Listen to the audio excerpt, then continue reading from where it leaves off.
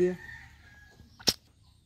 বাড়িগুলো আমরা পাথর দিয়ে বানানো হয়, মজবুত থাকে যে বাড়িগুলো।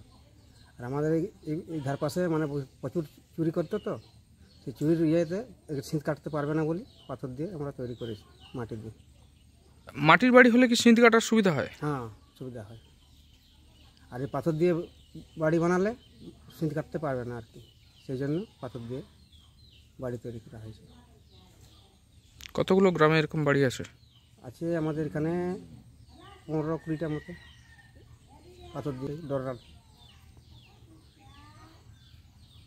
মানে শুধু কি ডররা গ্রামে না, এই প্রত্যন্ত এরিয়ায় যা বাড়ি আছে সবগুলো? কিছু অন্য গ্রামে 10-12টা, সব মানে আমাদের ডররা এলাকায় অনেক কটাই আছে আর কি, বুঝতে পারছি। আমাদের নাইকপাড়ায় মানে 20-25টা হবে আর কি, মাটি দিয়ে, এই পাথর দিয়ে।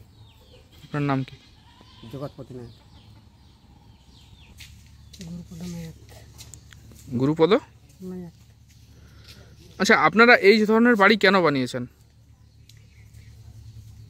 এই বাড়িটা হচ্ছে পাথর দিয়ে বানানো হয়েছে। পাথরটা ইটের থাকতো খুব মজবুত, এই জন্য বানানো হয়েছে। মাটির বাড়ি তৈরি করলে চুরি হয়ে যায়, মাটি কেটে চোর ঢুকে যায়, এই জন্য পাথর দিয়ে গাঁথা হয়েছে। পয়সা লাগে, কেটে অনেক খরচ। আর এগুলো কি আপনারা তাহলে কোথা থেকে সংগ্রহ করেছেন?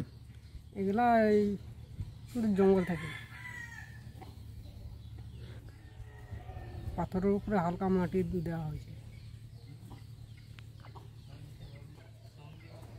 বাড়ির ভিতরটা খুবই ঠান্ডা, পরন্ত ওই যে মাটি দেওয়ায় আমাদের ইয়ে করা হয়েছে। গরম লাগে না গ্রীষ্মকালে? গরম লাগে না, ঠান্ডা লাগে। গুরুপদ নায়ক।